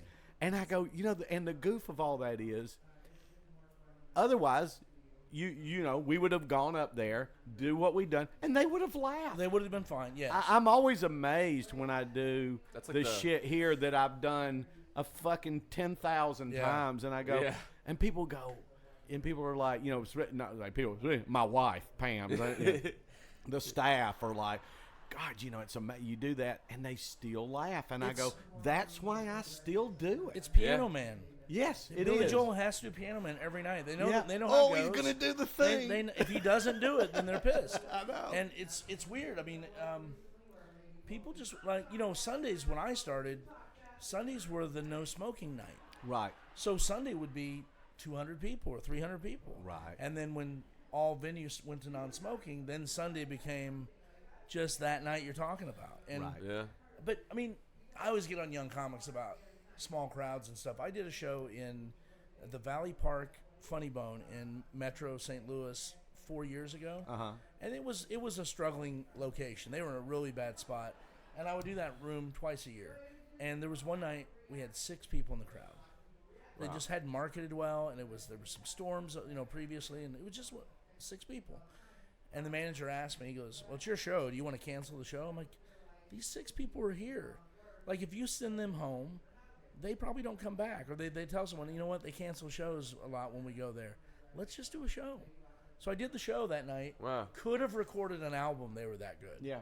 Because you just have to give them a show, you know? Well, you know, and the flip side of that is that years ago where I saw that was when I first worked with Sinbad, and we watched him go up like that on a Wednesday and Thursday night in front of small crowds and kill them. Yeah. And then on the weekend, full crowds and kill them. But what we noticed is we go, he did the same show for the Wednesday night 20 as he did for the Saturday night 200. Absolutely. Right. And his energy didn't change. And that was something I've always preached. Never let the audience designate your energy. Right. They're Right. they're just here for They a showed show. up. Now, on the flip side of that, something that I learned on numbers, and this was actually when we had the club in Chattanooga and then sold it to Michael and Cheryl Alfano, who Michael still has. And Cheryl, his wife, she did the books, which is funny. So does Pam. Right. Every business relationship, marriage relationship that works and has a business together and it works, everyone, the wife handles the money, Right. and and all the inventory control, all the nitpicky shit. Right. Yeah. And the husband handles the promotions, Sure. the sales, Yeah. the broad base shit. Yeah. Hard goods. they're the one. Yeah. Every single one. Yeah. So Cheryl, it was their 3rd year having it.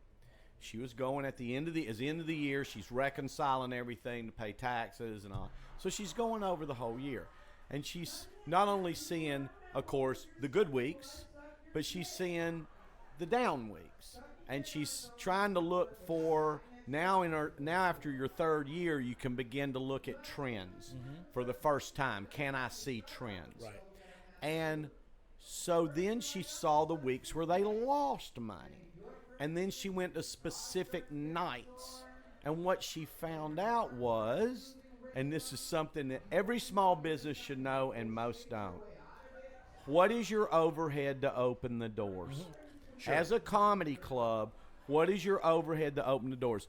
And so how many human beings do you have to have sitting in that room to meet your overhead? And then now that means you made no money. That means you broke the fuck even. Sure. Okay? So then you want to add a few more seats so at least you made a couple of $100 fucking dollars. Right. So what Cheryl found was that if they did not have 50 people in the room, they lost money. She told Michael, she goes, this is going to sound weird, but if we would have closed like these 40 days last year, we'd have made $18,000 more by being close. It doesn't seem to make that's totally right. sense. No, you know what I mean? yeah. But it is, and a lot of small businesses don't get that. They think, oh, we're paying rent. Let's be open all the addition by fucking subtraction time. is what it is. And so that was, we weren't thinking of it. No. And we had never done that, and we had been in business longer than they had. Right. And when Michael called me and said, I got a little something you probably hadn't thought about, and I said, fuck, I haven't. I always thought of it as the dynamic of, is the crowd so small? I knew the comics could pull it off. Yeah. I knew they could make 6 people have fun Sure. when they go up with a good attitude. But I go, but is it counterproductive to the word of mouth? Sure. And that was all I was thinking Right, of course. Not that. And so, like in this room right here, it really, like, our break even's right at about 70, 75, Okay. right in there. So my thing is, we don't have 100 reservations. Call the show. Yeah. Because And you're doing that in advance. Though. Yes, you not are. once they walk Not- in not your door. once they walk in. Once they walk in the door, you got them there. yeah, no, Yeah, you're going to do the show. And we will call the show. And what we found over the years is, you call all those people up. You go, hey, we got to cancel a show tonight. We just don't have the enough kind of thing. You can come to any other show this week. And if they go, we can't make it, then you offer them the next week, right? Sure. But within that 2-week period, we don't lose one patron. So Yeah. they all, you get their Right. money. Right. They all come. Well, and you're also giving them such a great approach. You're probably getting them on a week you wouldn't normally get them also. Yeah, Now, maybe. you've created But the the point fan, is what you've done, that- which is great. Well, they're also Then- they're not pissed off. Right, exactly. They're like, you The called way- us and everything? Yeah, like, wow, right. it's very nice of you. Like, Yes. and then you offer them this, and it's like, that goes We're first. Shows you saying respect we their only time. want your experience here Yes. to be a certain Right. quality. Right, And if it's exactly. not going to be that quality, Right. we're going to change you to some Yes. place where it is going to be Right. that quality. Well, the number of And- comics that invest that kind of time in the customer experience are small. What you're doing is amazing, and I wish Well- more would do it. Well, you know that we've talked about this a million times, is that the difference with me is that I'm a comic. Right. And I'm an entertainer. Right. So is Pam. Pam has a master's degree in theater. We both have theater degrees. So we approach a comedy club from the point of view that the show is the most important thing. When we built out both of our rooms, when we look at the room, we go, where does the stage go? Mm-hmm. That's our first thing. Where stage, and then everything is built around it. Right. Now, most comedy clubs are run by food and beverage people. Yeah, bar people. Yeah. They go, where's the bar and the kitchen go? Right. Because that's our revenue drivers. And then they build the club from there, and they put the stage wherever the fuck is left. Just shove it in the corner. Yeah. And sure. they don't think about, they go, what does it matter? As long as everybody can hear, as long as everybody can see, Yeah. what does it matter? Right. You know, it's little things like, it's like, you know, when we came into this room, and I didn't do it at the last club, I never hired a sound engineer. Then we'll pay the $10,000 for a fucking sound engineer to come in here and do what they, Yeah. you know, a real one. And we did.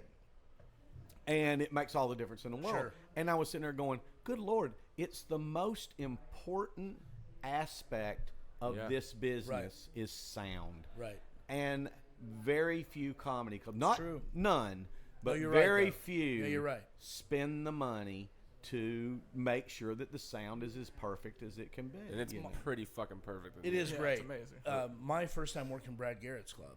Yeah. Yeah. I'm backstage, and he goes, let me show you around. And so he takes me out to in the showroom, right? And have you been in that room? I have not. There's a post in the middle of the room, right? And he goes, I'll tell you a story. When we first set this room up, you know, we were setting up the floor plan, and there was a table right at this post. And I asked the person that set it up, he goes, what's with this table? He goes, this is a garbage seat. They can't see. They have an obstructed view of my stage. And he goes, yeah, but you get busy, you get a sold-out room. You know, this is a 4-top. You know, it's $65 a seat, plus, you know, we don't get, because in that room they don't get liquor sales. That goes to the casino. So they only get admission. That's the for way that I place. first Yeah. started for 10 years. And he goes, no, but this is a garbage seat. And I go, yeah, but when you're sold out, this is pure profit. And he goes, no. He goes, in fact, this whole row gone. He goes, no bad seats in my room. And you walk in the room, and it's not bunched together like a lot of clubs are. There's Right. room to move, Right. and it just makes a better experience for But everyone. that's because Brad has enough money right. that he can do that. It took a lot of Exactly. money. He's not- But your room, there's not a bad seat in No, this room. no, we got 3 posts out there. Yeah, there's not a bad There's seat. three small posts in the room that are the support posts. You And work around that, but that's what you're talking about. but yes. You put the stage first, oh, absolutely. which means you put the experience first. Yeah. I mean, Absolutely. it says McCurdy's Comedy Club, not McCurdy's Chicken Finger. That's Room. right. That's Yeah, right. exactly. That's a good. I like It's, that. it's true. It is. Yeah. It is. You know. Yeah. Yeah. It's you know, and you know, I think that You should when I consider hear about that. the new guy, like the guy that's doing the helium rooms and the guy Sure. out of Canada, God, I'm just space. I just met him at Just for Laughs, and really nice guy out of Oh yeah. I was a that's JFL. open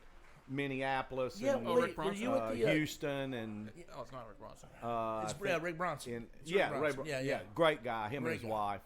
And, you know, and they seemed, from I listened to the comics, they all say all those rooms are for really sure. good rooms. Wendy at oh, well. Wendy's amazing. Yeah, comedy and then, works. And then so is Nick Costas. Oh, of course. So you were okay. Yeah. You were at And that. so is Mark Ridley. Yes. And so is Yeah. Bruce Ayers. Absolutely. Because they love the art form. Yes. They are, Yeah. you know, they truly do. So this makes sense. At JFL, you were at that Gatekeepers of Comedy show.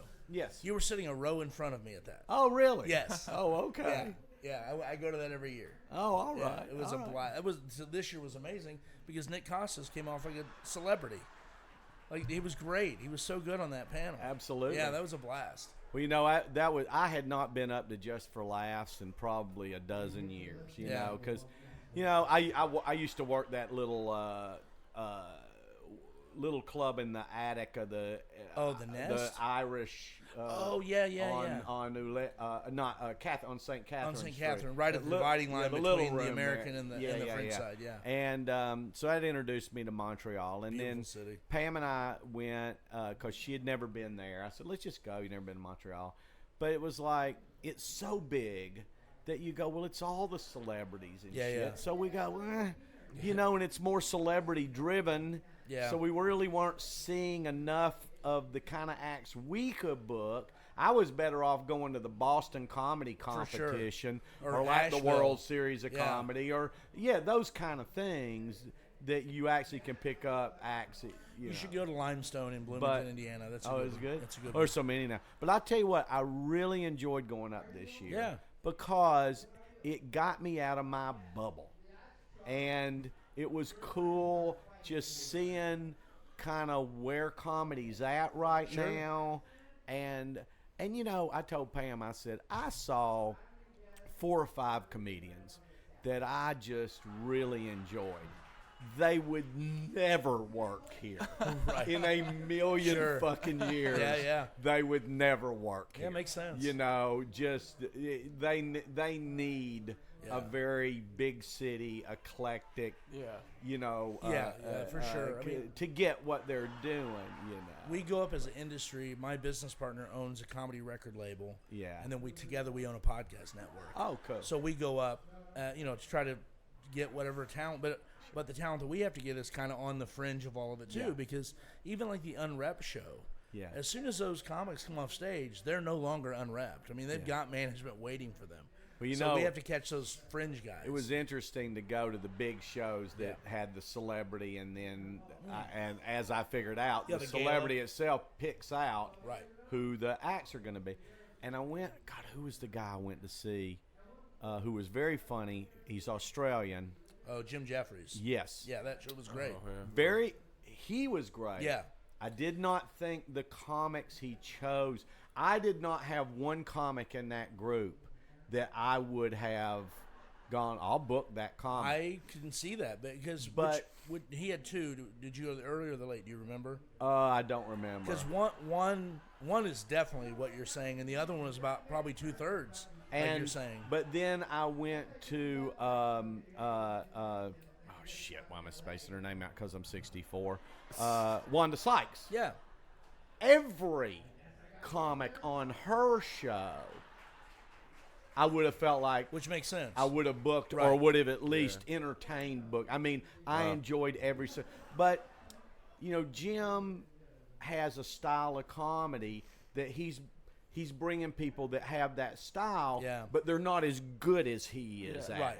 Wanda's more fun and free, just way more loose accessible, and fun and that Yeah. kind. So that kind of comedy, they were more. I guess that totally makes sense though. Yeah. But that's knowing your market too. Yeah. Which is great because there are a lot of clubs that don't. They're just like, well, this person. He's funny. Yeah, Absolutely. and is well known, so it has to Absolutely. work my room, and Absolutely. and then you take those regulars that you're talking about, and they're like, oh, this isn't what we want. And something I learned too. I was having lunch the next day with one of the agents that I deal with, and I never meet. That was another reason I went. I deal with these agents all the time, and maybe for years, and we've never met each other. One, I was amazed how young all of them were. Yeah. I mean, like, wow, you're like really could be my kid. But which gave me a little more like, okay, I'll fuck with you a little more. No, they were all great. They were all wonderful. But I was talking to one of them about the Jim Jeffries show, and then a couple of other shows I'd seen that I was like, you've got 10 minutes or whatever, 10 or 15 minutes in this big showcase. The choices that they made on their material, like there were a couple I saw that I knew, and I went, oh, why would you choose to do that? And they hit me out on the fact that because Just for Laughs, I guess, owns when you do a set in that thing, they own that material, or they have a lot of rights to that material. She was explaining to me that, you don't want, or it's hard to do your A shit because now that's under their umbrella with things you have to, because it's all filmed, everything's recorded, filmed, everything's recorded. Right. Just for Laughs has the rights to use all of that material wherever they want to. They have a Canadian series. So I too. think you truly lose the rights to that stuff. I believe you do.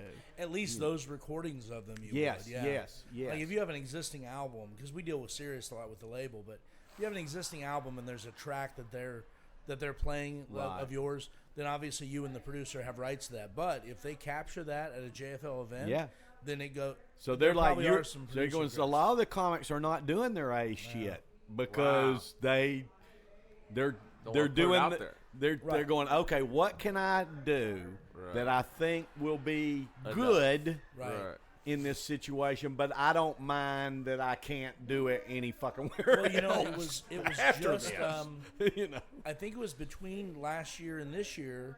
There was a big stink that was raised because JFL Sirius Radio, that their network, they made the announcement that they were no longer going to pay royalties to the comics for the material that was being played on their network, and all the comics rebelled against them, and they came back. And as well, they should. Absolutely. They should be doing the exact opposite. Right, and the comics did stand together and stood up to them, and it worked. Thank God. Have you ever been up there, John? Good for them. I haven't, no. It's a good time. It's neat to go. It's expensive to just go. Yeah. I've I've had a lot of friends in the unrepped shows.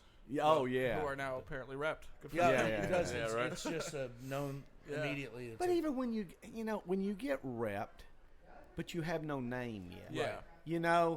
I'm like, well, I know that they're supposed to help you Yeah, get that name, but an agent's job is just to get you work, Right. to get their percentage off your. And of course, they want you to go, but still, are they really getting you television shows? No, and they're that's gonna, more a good manager, right? Yeah. Yes. Yes. I mean, really. And an agent's only going to work hard if they see light at the end of the tunnel. That's But right. they have to do a ton of work to get their 15%.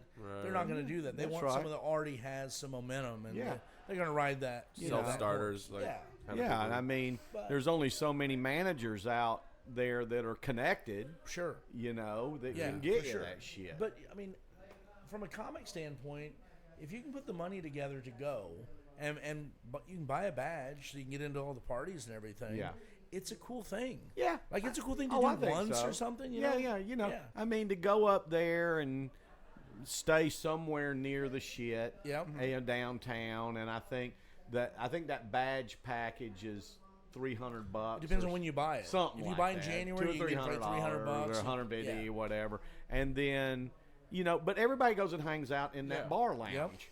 Yep. And by God, everybody's out. All the agents are there. Every fucking body hangs out in that bar lounge. Yeah, last year I had. I mean, that's where to hang out. For sure. Yeah. And be funny. Yeah, in the bar lounge. And you have two of the nights where either Comedy Central or Netflix buy it out and it's open bar. That's right. And then there's hors d'oeuvres floating around. Yeah, and I mean, last year I met Dave Chappelle and John Mayer. You can meet big stars. You Yeah. can meet a lot of club owners. For You sure. can meet Yep. just because you happen to be standing there, or if you know who they are, weasel your way better. over there and The see last if you can time get I into a met- decent conversation that doesn't have shit to do with book me. Before, You know? before JFL, the one place I'd been that I'd met more people in the industry was Tim Wilson's funeral. That was the last time that I met that many people of power and influence in one place. Right. I mean, obviously for a different reason, but Right, But I met right. people I hadn't, I'd never met before at Tim's funeral, and Right. people that I'd connected with 15 years ago. Right. Did you know Steve Baird No. down here? So Steve Baird, I'm from Indianapolis, and he was an Indianapolis comic when I started, and then Steve relocated to Tampa, Right. and he started doing comedy on the side. He still was on the side, Yeah. And he showed up at Tim's funeral, and then Steve passed away like 2 weeks after that. Oh wow. So had I not gone to that, I wouldn't have seen this guy who was a big part of me starting out. Like he was that guy that Wow. I looked at like, oh, I want to be like Man, Wow. Tim's doing. Wow. Tim's yeah. one of those stories you have a guy that shouldn't have died. Had a heart attack and he just wouldn't go to the hospital. After walking around Nashville, Yeah, having a heart you know, attack. And Rosie Probably O'Donnell had smoking, too. exactly the same thing happen to her. Really? I didn't yes, know that. Rosie had the same thing happen to her. Had a heart attack and just, that doesn't happen to women. And waited. And by the time she got to the hospital, they saved her. But she talks about it. She was lucky as shit they Man, saved her. scary. And Yeah. Tim just waited too long Yeah. because I think his brother was with him Brother was with that him. day and kept saying, man, Chris DePetta There's was on the phone something with him wrong. saying, you need to go to the doctor. And he just kept wandering around smoking cigarettes while he's having a heart You didn't attack. know he was having a heart attack? Tim was so stubborn. Oh, So I you have know. like minor. I known Tim forever, He's and one of the greatest performers I've ever he's seen. such in a my life. funny guy, and just what a character. A sweet human being is what he was. One of the few comedy stories of it. Everybody goes, "You ever heard of an audience member coming up and punching a comic for being rude?" I said, "I know a comic that stepped off stage and punched an audience." Really? Tim? Really? Yes, Tim did. Is that here? Wait. No, I want to say he did it more than once, but I know he I'm did sure it he once. did, yeah. Tim's more likely to punch someone for not knowing who the Bee Gees were than for being rude, because that is rude to him. It's absolutely rude to him. Oh Yeah. God! And he was amazing. He was just something else. Yeah, he was quite a character, and as funny as anybody, and just always a little it just burn him that certain, especially Southern comics, got the nod, got the TV shows and shit, and he just didn't. But it's so hard when you're a song parody guy, Right. Well, and when Billy Gardell got a little bit of heat and he did that Showtime thing, Road Dogs, and he got Tim on that, Yeah. it was brilliant. Oh yeah. That was one of the greatest sets of comedy I've ever seen. Oh yeah. It was amazing. Oh, absolutely. And when people don't know who Funny, Tim funny Wilson is, you I'll tell you who Tim Wilson is. God, he's so good. He's the He best. said, Lester. I brought him down here one time, and he was, he was already, he big, he had markets where he packed places and theaters and Bob and Tom and all that shit. And I kind of said, they tried syndicated radio has never worked in Tampa Bay. The Tampa Bay audience just doesn't dig it. They've tried John Boy and Billy. They've tried Tom and Tom show and a few others. Yeah. And even Howard Stern. Yeah. I don't think locked in here long, and they like their locals. And so, but I thought, we have so many. After I'd been here for 15, 20 years, I was like, we have so many people that have retired down here from the Midwest, from Bob and Tom markets. Yeah, right. Maybe the Bob and Tom guys have followings down here, and I just don't know it. So I said, I knew Tim, and I was like, would you like to give it a try? You know, and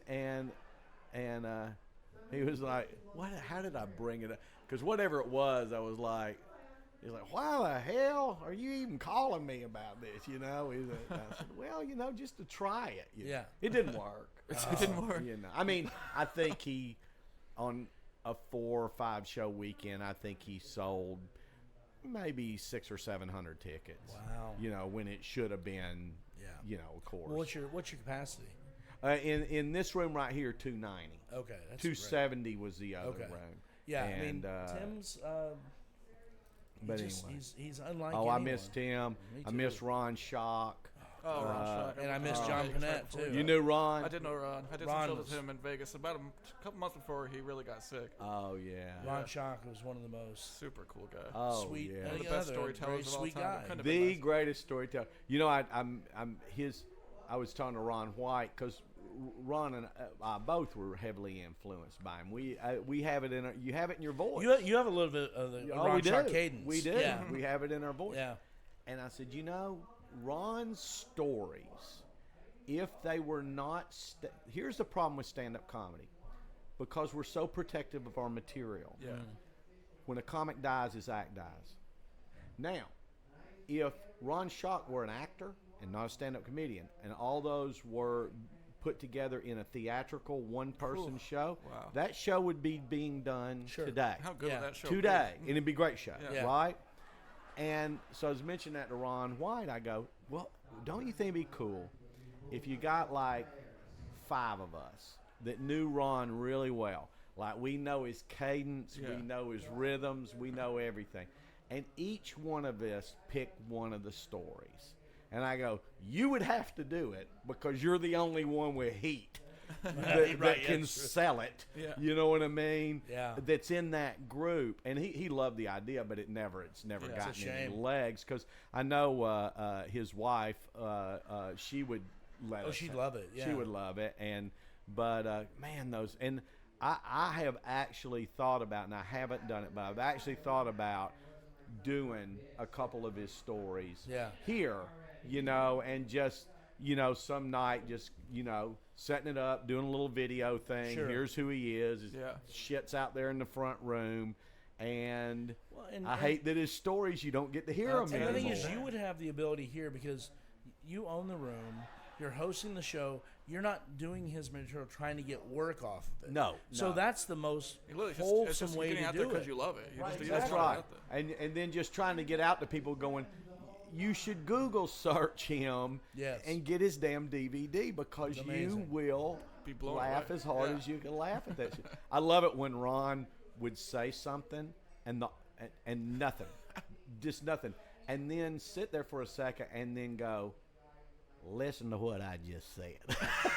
And then re-say it, and everybody would start laughing like crazy. I go, who the fuck does that? One of my favorite Ron Schock things, and it was I think it was part of his act, but he would do the, I was working in Pensacola, Florida last week, and those people were fucking stupid. I told them, you people are fucking stupid. And a guy stood up and said, you're goddamn right we are. And we're proud of. That was such a great line. We were proud of it. Goddamn right. And you know that happened. Oh, yeah. And he was like, that's in the act. I love it. Is what I was just in Mississippi, and he does a whole thing about how stupid Mississippi is. He goes. I was in East Mississippi.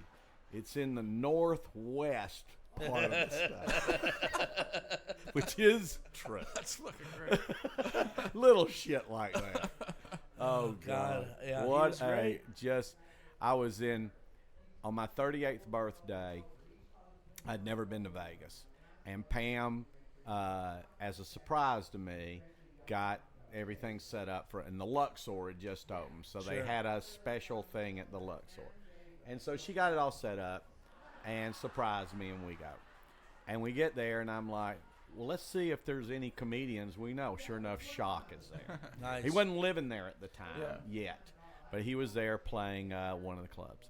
And so I called Ron, and he was like, God damn, this is gonna be great. And he's like, you want to go out in the desert and do peyote and watch sunset? I go, no, Ron, I don't. No, I don't want to do heroin either. But let's have a party. Yeah. But anyway, but I told him I'm here, and my birthday's on October 27th. Like Wednesday or whatever it was. He goes, God damn, man. He goes, only the coolest fucking Vegas night ever is on your birthday. They are going to implode the dunes. I was there that weekend. The first original that they were going to implode. Yeah. He goes, every high roller in the fucking world's here. There's going to be 250,000 people out on the mall. Yep. Steve Wynn did a fireworks. Yeah, was that there. the most incredible fireworks shows? And like the fucking Dunes is the first place I ever stayed in Vegas, so it was amazing. Man, that fireworks show. Unbelievable. So Ron goes, so guess where you're going to be on your birthday? You're going to be sitting with the press corps. Because that's where I'm sitting. Nice. Right across from the dunes. Oh, how cool is that? He goes, you're on the 50-yard line, brother. So I was like, oh, man, this is so cool. And, That's awesome. And that was an awesome. That fireworks show, me and Pam say to this day, it was like the whole desert lit up. Yeah. And you I think I have watched it to on wonder. You have to wonder What how was- much he paid for that. It's I mean, inconsequential. absolutely. But it's insane what that guy can spend. Oh, It's insane. amazing. I think I watched it on YouTube. I wasn't there yet. I was a little younger, but that's one of the most famous implosions in Yes. Las Vegas history. for Yes, sure. because it's in a movie. Yeah. Yes. So because usually an implosion has no fire and shit blowing up, and of course they blew up every floor. Yeah. Yeah. And then there were auxiliary buildings around it you didn't know were going to blow up. Right. Remember? I think it was for like a Schwarzenegger movie Yeah, it or was- I something, forget which or a movie it was. Stallone movie or something. Oh, that's kind of But yeah, And- because the Dunes had all those outbuildings. Yes. All those Yes. annexes. Because when I stayed there, I walked for like 4 hours. It felt like to get to my room because you just kept going and going and going, and all that shit went. It was great. I remember when the fireworks stopped, and we sat there for a minute and went, how can anything outdo that? And then, It just it happened. everything felt like a finale. Then when it came down, no one outside was thinking about the fallout from that Right, here it building. comes. Yeah. And Yeah. so it was like Godzilla had showed up. I mean, people were literally Yeah. fleeing That's hilarious. inside. And, of course, the casinos all knew it. Oh, They yeah. all went, they will all be Here they trapped come, yep. inside Yep. for at least 2 or 3 hours. People don't understand that. Yeah. But I miss that version of Vegas, only because now it takes so long to get from the street to a casino, and it used to be you're on the sidewalk and you just walk right in, Oh, yeah. and it was great. Yeah. It was so Hey, amazing. when we do this little conversation, if you want, I'll bring you up, too. Up to you. Okay. Got great stories. You should bring. No, it was. No, that was cool. That was cool. And Pam and I, we love Vegas, and the we are best. Vegas blessed. Every time we've been to Vegas, something has happened where they've upgraded us to one of those crazy rooms. That's Yeah. awesome. It's not like an apartment. Yeah, Yeah. not like but a always hangover, but you yeah. you have just an okay room, Yeah. king bed, and we always get moved up to the one with the jacuzzi in the middle of the fucking room. And, Yeah. as Ron said, we were at the Luxor, and we checked in our room. We left to go walk around. We come back to our room, and the door's wide open. So we call security. Security comes over, walks through our room, has us come in. Is anything missing? Nope, nothing. Everything's okay. He goes, oh, maybe housekeeping came in, didn't close your door. So, of course, he reported it.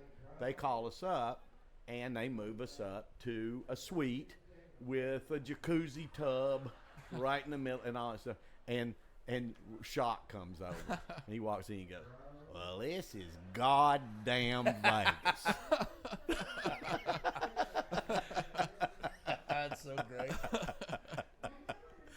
Oh, man. Well, he should be wrapping up here in a second. Okay. So I'll go check to see what time it is. All right. Thanks again for listening to another episode of the Conversation Podcast here at Mccurdy's Comedy Theater. Go to our website, mccurdyscomedy.com, to check out all of our upcoming shows and events. And if you enjoyed Ty Rivera at all, please go to his website at tyrivera.com TyRivera.com. Also follow him on Instagram at official Ty Rivera. That's ThaiRivera. And on Twitter at Ty Rivera. Also, John Hilder. Please follow him at Instagram at John Hilder Comic. And Twitter, the same thing, at John Hilder Comic. That's JohnHilder. Well, thank you so much. I hope you enjoyed this one, and we'll see you next time.